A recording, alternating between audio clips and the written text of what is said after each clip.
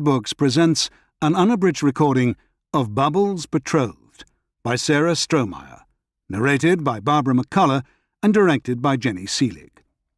This book is copyrighted 2005 by Sarah Strohmeyer, LLC. This recording is copyrighted 2005 by Recorded Books. Super sleuth Bubbles Jablonski returns in her most engaging adventure yet to probe the murder of a high school principal, while dispatching, with muddled aplomb, nosy cops, a needy ex-husband, and marriage-minded Steve Stiletto. And now, Bubbles, Betrothed. Chapter 1. Of all my favorite get-ups, tube tops, short shorts, leopard print blouses, and miniskirts, I never expected that the one to get me thrown in jail would be my first business suit ever. Specifically, a $30 skirt and jacket by You Go Girl in hot pink acetate. I'd bought it on layaway from Walmart, months before I finally landed a full-time reporting job at the News-Times, the daily paper of record in my steel town of Lehigh, Pennsylvania. I hadn't required a suit as a hairdresser at the House of Beauty. Too risky, what with all the chemicals we used. But, seeing as my days of perming and coloring were on the decline, I figured that being a professional woman now, I should get myself upgraded. So I ransomed the suit out of layaway, stuck it in my closet, and waited for the right debut. Turned out that the right debut was a few days later at the arraignment of Julia Simon, a.k.a. Crazy Popeye, for murder. Crazy Popeye got her nickname because she was, well, crazy, and she bore an uncanny resemblance to Popeye. I don't know if she squeezed open spinach cans with her bare hands, but I do know she dressed in a sailor's suit and shaved her head bald. And being homeless, she slept in a garbage can. Honest.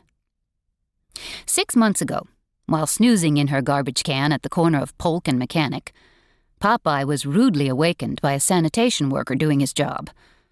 Reacting like any homeowner would to an intruder, Popeye attacked the poor man who, upon witnessing a bald sailor of indeterminate gender lunging for his throat, immediately suffered a fatal heart attack. A merciful judge agreed with her court-appointed public defender, Stu Kuntz, that Popeye had not been in her right mind, and Popeye was shipped off to the local loony bin until she was sufficiently rehabilitated.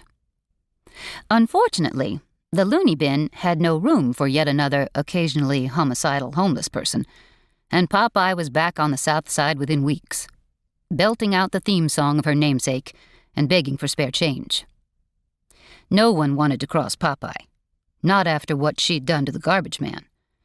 So we'd give her coffee and let her use the bathroom whenever she stopped by the House of Beauty. We'd wave goodbye to her, and she'd wave goodbye to us, and, as we all predicted, and the more cynical of us wagered, Popeye was soon arrested for murdering another innocent man. In this case, the victim was 64-year-old Rudolph Schmidt, Liberty High School's longest-running and most highly esteemed principal. Popeye had been caught red-handed, literally, stuffing Rudy's throat with his trademark navy and maroon official Liberty High alumni tie. It was a sad finale, yes, but also a fitting one, since, even to the end, Rudy upheld his reputation as a booster. Normally Lawless, the ultimately lazy News-Times court reporter and recovering ho-hos addict, would have covered Popeye's arraignment because he was investigating the Schmidt murder. But Lawless had a conflict. Specifically, he had a conflict with leaving his chair. "I don't trust Popeye," he told me. "She could stuff a sock or something down my throat." "I've known Crazy Popeye off and on for 10 years, I said. "Last I checked, she doesn't even wear socks." "I don't care. I'm not taking chances." Lawless handed me Popeye's file.